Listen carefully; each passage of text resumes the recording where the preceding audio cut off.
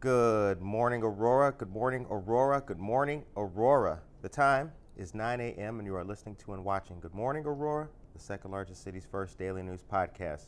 It's Friday. We made it. I made it. You made it. And we are all here. Looking forward to a great weekend, you guys. So let's get started and let's chop it up and talk about these headlines, temps, and see what we can expect today. Daytime high Friday of 81 degrees and a daytime low of 74 degrees is expected today. Now, what do you notice about this pretty emoji? Not a lick of rain in the sky.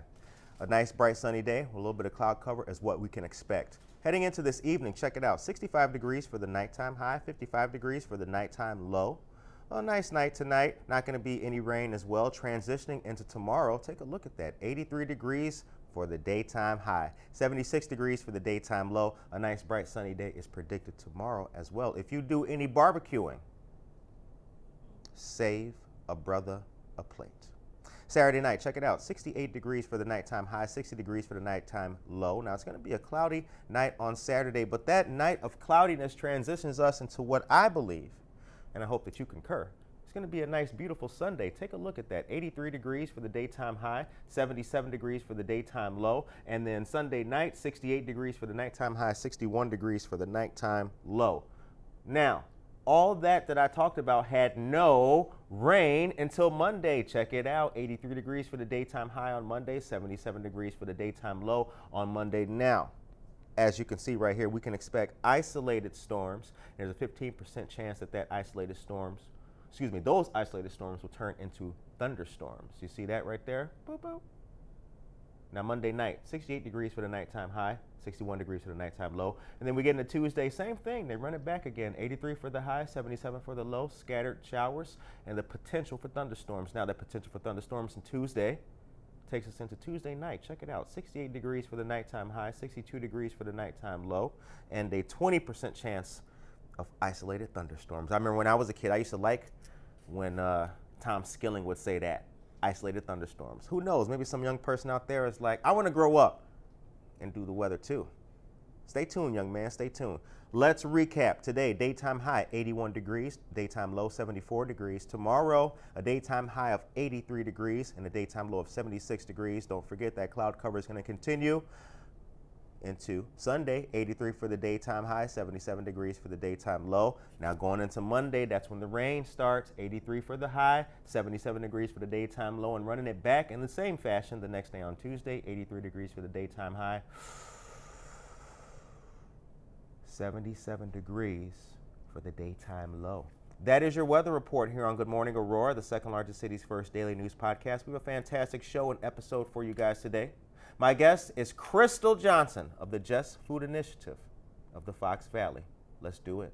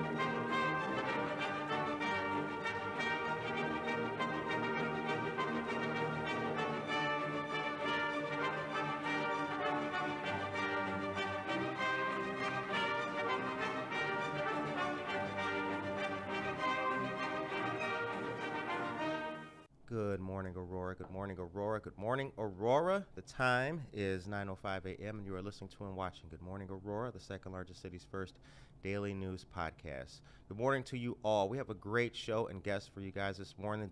The Just Food Initiative of the Fox Valley, represented by Crystal Johnson, is here today. We got a lot to talk about. We will be talking about many things. But first of all, as we get into it, it's Friday. How you feeling today? I'm really great. Good. I'm really great. The weather's great.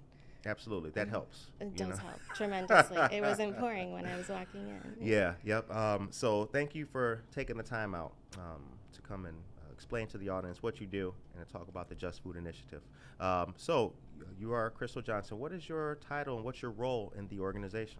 Well, I'm one of the leaders. I am the Deputy Executive Director for our title, but we all are lead goose in some way. Right, absolutely. And how long have you been with the Just Food Initiative? I've been with JFI. We'll call it that because cool. It's a lot of words to say it really fast. It is, Give us some alphabetize that thing. Yeah. Just military style. I've been with JFI for over a year. Okay.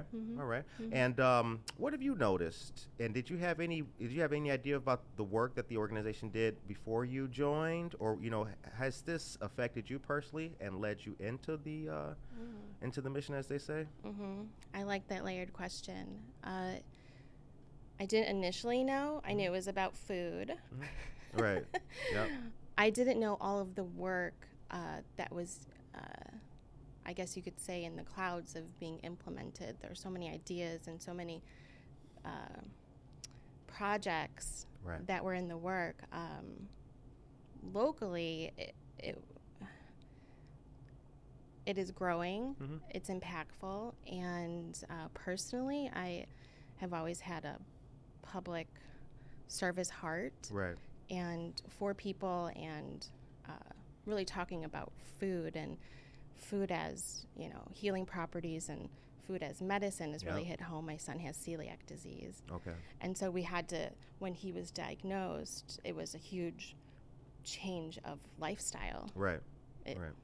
Of everything you knew. Yeah, yeah. And then, taking it very serious now, yeah. Oh, yes. Yeah.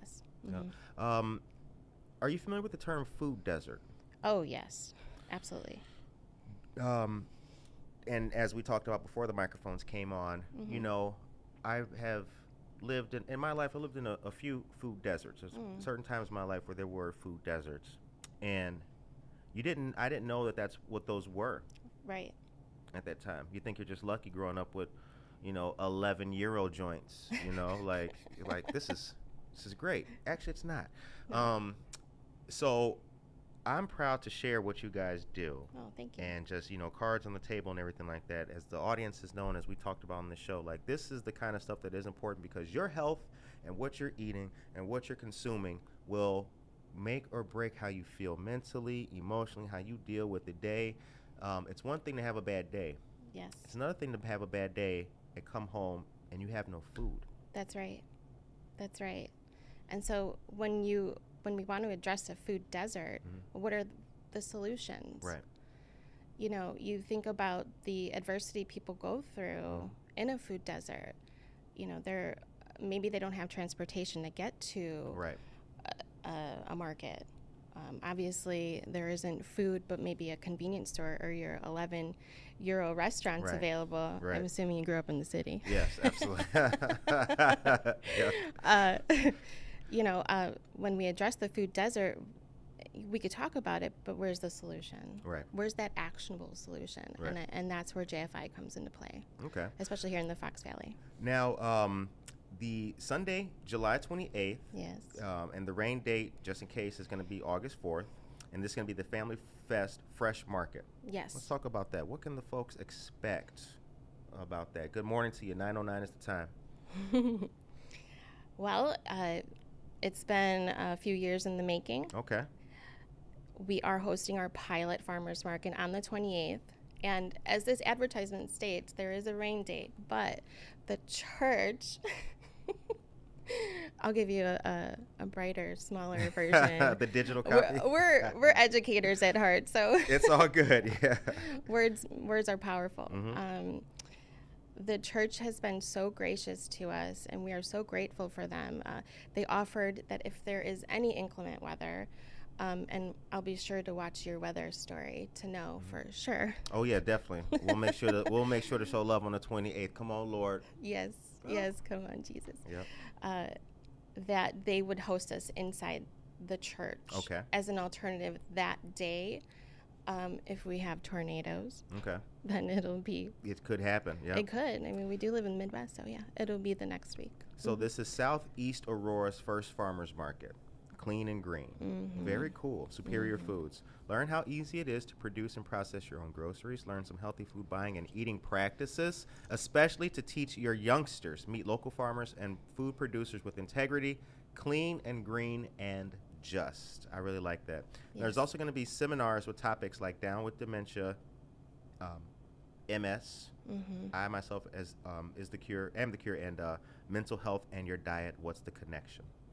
And it's going to be at St. Athanasius Greek Orthodox Church, 1855 Fifth Avenue, just east of Farnsworth. Free and open to the public. Right, and what's different with our farmers market is that usually farmers markets are open in the morning. Right. Early risers, right? Ours is right after the church service, from 1 to 5 p.m. Very nice. Very nice. Yeah. Because folks are at the church. They can stay, come on, and be in a very safe and welcoming environment. Good morning, Stacy Cardona, Daniel Calderon, Tracy Duran. Good morning, and good to see all of you guys. Good morning. Now, I also noticed that it's open to children as well. Yes. Okay. What other events do you guys have coming up, and is there a calendar of events that folks can check out and download, perhaps on the website? Right. No, that's a great question. We are in the works of that. Okay. With a website. We're very much nonprofit in the community, sort of in your face, where we get to meet the needs and meet the people and see what we can offer. Okay. We do host seminars. We are looking towards hosting Soil Week with the Illinois Stewardship Alliance. Soil Week? Soil Week, yes.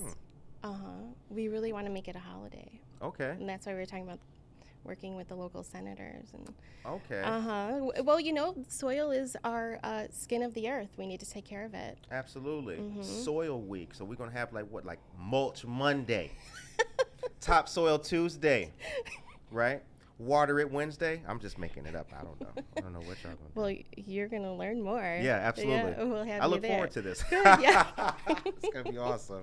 Yes. Soil Week. Okay. Soil Week, yes. But, to go back about our seminars, we teach, some of the topics and speakers included in our farmers market, which I have to stress, it's a little bit different than your normal, say, Aurora market. Sure. Right here on the water, where it's more of a teaching market. We'll have speakers. One of them is Dr. Dela Cruz from the Wellness Way. Okay. She'll talk about the 3 T's. I won't reveal everything. Okay. But you need to come and learn about the 3 T's. Veronica Dela Cruz? Veronica Dela Cruz, yes. She's cool you people. Know her. Oh, yeah, I know her. She's good people. Good yes, people. kindred spirits. Yes, yeah. She's an awesome person. Yeah. Now, I did notice that there's 2 things about this. And we've talked to people about accessibility. So there is the ability to use SNAP. Yes. With the market. Yes. At the market. Very important for our parents and folks out there who are SNAP recipients. That's one thing about it. And then the other thing I noticed is that there seems to be a focus on what have traditionally been non-traditional ethnic foods, East Indian ethnic foods, Greek, Black, Hispanic, organic greens. So this is taking a much different approach to what you've talked about, the traditional, typical kind of farmers market. That's right. We focus on that particular demographic in Southeast Aurora, and 85% of the people that live there are Hispanic. Right. But 12% Black, and then the rest are, foreigners. Right. So yes, all of them know how to grow. All of them know. Coming together and talking about a peasant mindset where we can implement and come together as a community and really bring about food sovereignty, right, which is self-governing, right? Right. That's what sovereignty means. Yep. And so when we include all of these wonderful people, we get a lot of flavors. Right, absolutely. Absolutely. There's a couple more things I want to point out to folks here. 9:15 is the time. Glennis Foster, good morning to you. Check this out, you guys. You're going to like this. Eggs from free-range chickens. Mm-hmm. Fresh wild-caught fish. And my personal favorite, tortillas made with no harmful supermarket wheats. That's going to taste really good. Locally produced apple butter with no added sugars. Discount coupons from local restaurants with integrity as well. So this is going to be a fantastic event. For questions, you can call 331-302-8498. The number again, 331-302-8498, or email admin@justfood-foxvalley.org. Very cool. Yes, very cool. So how many families does JFI serve annually? Serve annually how? I think, like, is it a household, like households that you guys serve or provide food for, or is that's not the correct metric to judge you guys by? No. Again, we're more educators, so Okay. we're that connector, sort of like how you are with Good Morning Aurora. Oh, okay. You know, where you connect the whole community. I yes, see. Yeah. yes. Y'all not Mhm. cooking nobody food for them? Okay. But we'll have someone that comes in and teaches you, or teaches you how to grow food. And when you spoke about the children, they are our future, and Right. children are just so easy to just go and do it. They're mini scientists, really, at heart. And so when you teach them, when they'll go back home, hey, can we do this? Hey, can we do that? And it becomes, this bud that flourishes. Absolutely. Yeah. Well said. Well said. Well said. So you guys are on Facebook. We are on Facebook, yes. Okay. Are you guys on Instagram? No, No. not yet. I'll Not- talk to Veronica about that. Yeah, gonna need to get y'all on the IG. Amelia Torres, good morning to you, and Sarah Sharbowski, good morning to you as well. We're here with the Just Food Initiative of the Fox Valley. So what's next? What's the next 5 years look like for JFI? What JFI is doing, and how can we and the viewers help JFI? That's a great question.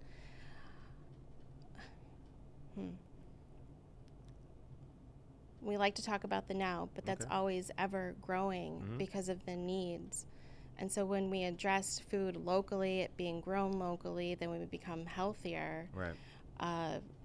Just based off of the healthy soil, which you'll learn about. We have other projects, talking about Young Black Agripreneur Project, where we focus on Black farmers. Veronica, one of my team leaders, is writing a book about who owns the land. And we have another project brewing called Breadwinners. Okay. And that talks about incorporating gluten-free grain to make bread, because the wheat here is not produced the way we should as humans digest. It's not healthy for us. Really? I can move to. I used to live in Europe, and I know for a fact that wheat is different than the wheat grown here. Yes. Right. Absolutely. So where'd you live in Europe? In Sicily. Okay. They probably got excellent grain. Oh, yes, it's the farmland of Right. that whole country. I bet. When you're here eating your bread, like, this is just not it. Unless I make it. My son, we have 6 children, so they'll all tell me, this is good, this is not, and then a couple of them, you already know what they're going to say. Yep, absolutely. Well, and how can we help you, and how can the listeners help you? Well, come to our market. Okay. Engage with us. Let us know what it is you need. We want to work with you to assess what it is that we can do better locally. Everything is, when I say locally, it's important to know about food being produced locally and not, imported. I want a fresh, juicy peach that Absolutely. is grown locally and not gone through the process of having to be chilled or, we can or go sprayed on with and chemicals that'll make it last in between its transport. Exactly, all of that kind which of is stuff. not natural and healthy for for us as humans. Yeah. So. Alvin Soto, good morning to you. So the question, my next question is, when most people look at their their grocery list when they're about to go to the store. Yes. If they don't have a family member who's going to require additional dietary changes or omissions. For the average human being who's just writing that list and about to go shopping, what are 2 things that you think they should they should consider when going shopping? Two key things that will probably be just easy things they can do, easy things they should think about or start with when they go shopping. That's a great question. Well, avoid the middle aisles. Okay. Real ingredients is, for instance, beef. That is the ingredient. Right. Not all of those other little ingredients that make a cracker. If I can put that out there as an idea, as a thought provoker. There's not much to. It's a really good question because the alternative would be to go to a local farmer, which honestly, at these markets, as you mentioned, if you're a SNAP, if you have a link card, a lot of the markets are SNAP retailers. So you are able to buy local fresh produce. And then also with this market that we are hosting or creating, also has what's called link match. So if you spend $25 on your link card, you can get a match of $25, and that's state funded. Yes. And then what we have alternatively on the back of this page is what we call Gold Sovereigns, and it is a fund where our loyal donors have specifically donated to this particular fund, where we will provide up to $25 per family to buy any type of food at the market. Whereas with Link and Snap, it's wonderful, but it's only for produce. But with our Gold Sovereigns, it's for all the food there, up to $25. So it's really giving back in such an impactful way of, we know you need to eat. We also want to teach you how to expand on that, where you get to grow and do on your own, rather than be dependent, which is a really great avenue to get beyond where people struggle. Well, having that sovereignty and having the knowledge to make those decisions is really going to be powerful for folks. So as you guys have known, watching this show for as long as you have, and we love all of you great listeners and followers and fans, you being able to know what you're eating and trust what you're eating and trust the hands that made it is just as important as all the other things we tell you guys about, like getting your blood pressure, voting, and all those other kind of things. It's equally as important.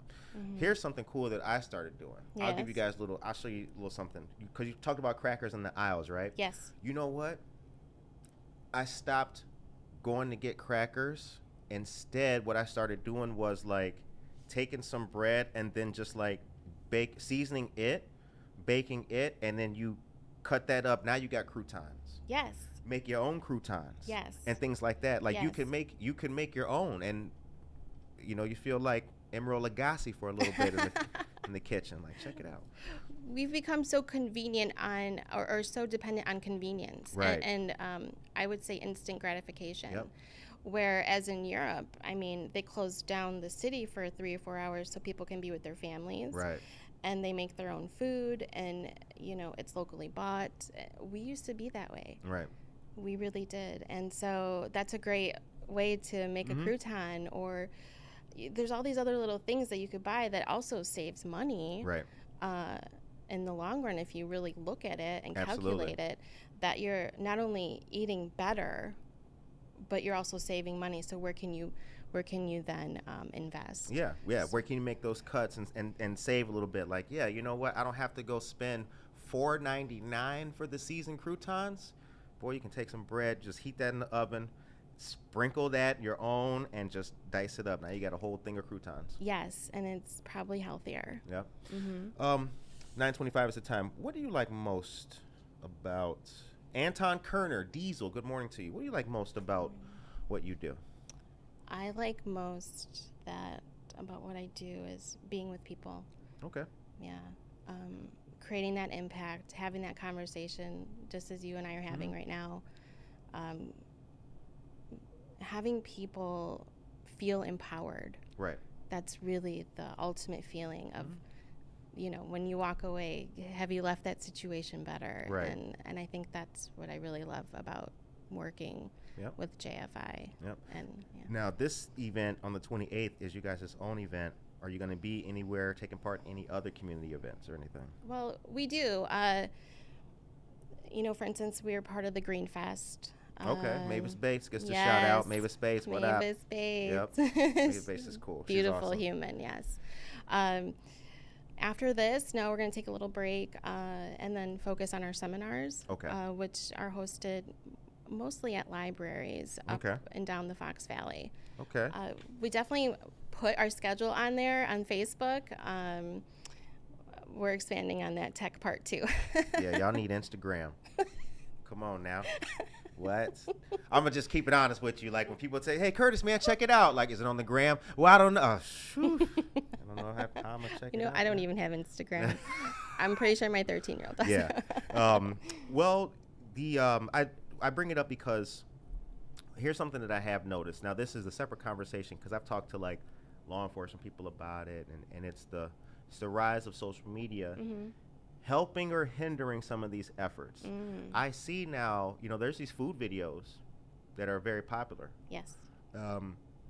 Sometimes you dig a little deeper and check out some other stuff. Some of them are beneficial. They're not just cooking, frying 42 wings. Right. They're actually like, hey, listen, try a little bit of sea salt with your cucumbers. Hey, if grains cause inflammation, here's a great substitute. So I see that social media can help, in this avenue, this genre, absolutely. Yeah. Especially if you know what you're talking about. And when you have these experts on, like, Dr. Dela Cruz and the Wellness Way, I mean, you're talking about a force. Now, here's 9:27 is the time as we start to land this airplane. Birdie Strom, good morning to you. Mike Hess and Rosa Orozco, good morning. I got something I want to tell you about. Yes. See how you feel about this. Sure. Just yesterday, we had a cooking show. We started the cooking program called Faith Breakfast Hour, right? Okay. And the point is we cook, and it's at a local church, and we cook and talk about how good God's been in our lives over breakfast. Yes. I'm thinking, would you and Veronica, would y'all like to do a cooking show or something like that where we can talk about an easy meal that we can make that's healthy and nutritious and make let's do that. We should set that up. Yes, let's do that. Because I'm looking at this and I'm looking at organic fish and tortillas and homemade granola, and I'm like, yo, you can't eat this paper. No. We should actually cook some of this. Yes. I would love that. Let's circle a date around about yes, that. Yes, sir. Yeah. We'll chop that up. Let's circle a date around about that because I think people seeing the variations in the food and everything we're talking about, but also seeing something that they can make that's really quick could go a long way. We won't just talk about it. We'll show them something they can cook and make. Yes, the showing part, it has been crucial, which is why, when you're out in the community and you can say, this is what we're doing, come to our seminars and learn about canning or learning about freezing. But this, I foresee it going even further when you involve children too, and them, wow, really? You just had this one cooking show. It just started. Yeah, we've been doing it for like 2-3 months now. We got like 5 episodes. Yep. Wow. Yep. You see, I imagine, and my mind is going a million miles per hour right now, having these local farmers come in and provide those specific foods. Yeah. And yes. Yep. Exactly. Yeah. Okay. Right. Boom. Yeah. Now we're thinking. Exactly. It can grow because the purpose of it is to not just be doing like yesterday we made like ham and egg sandwiches. But the purpose is not just to do things like that. The purpose is to also teach folks. It's to let parents know that, hey, these are quick recipes that you can make if you're quick and on the go with the kids or homework and things like that, but should have a healthy and also educational bent to it. So yes, and be able to incorporate possible money and how it's spent. Absolutely. Yeah. Absolutely. Wonderful. There's a great organization called the Aurora Area Interfaith Food Pantry. And now I'm going to leave the audience with this. I took part in one of their gala events. It's been about 2 years now. And you know what they had on display at the front door, which was really cool? They had a cart which showed like what $40 could get a family of groceries. And then it showed like what people could be buying that's a healthy alternative as opposed to what's on the shelves. And the money was like, I mean, we were talking 85 to like $90 a pop, like of what you could be saving if you the small changes. Anyway, 8:31 is the time. The show ends on a positive note. Claudia Guzman, good morning. What is your message today for the people of Aurora? Well, my message today is, come out to our market, learn. We are here for you. We are here with you, and we're here to support you in any way possible. And let's have fun, because life is supposed to be fun. It is. It really is. That's the most important thing I heard all day right there. Come on now. Life is supposed to be fun. And what cool jobs we have, right? You, Crystal, me, Luz. What cool jobs we have to talk to people in the morning, enjoy fellowship with one another, have some laughs, and let you know about Sunday, July 28th, 1 to 5 p.m. at St. Athanasius Greek Orthodox Church. Yes. I want to say thank you very much for You're Crystal welcome, Curtis. Thank you for having us. Great meeting you. You too, we got more things coming. Yes. Ladies and gentlemen, hope that you guys have a safe, positive, wonderful, and blessed day. There's not going to be a Buenos Dias Aurora this morning. As you guys know, we got some community things going on. But I want to say a thank you to Luz Cayetano for bringing us not just coffee, but much needed support and friendship, something that money can't buy. Ladies and gentlemen, have a great weekend. We will see you guys on Monday. Take care of yourself and each other.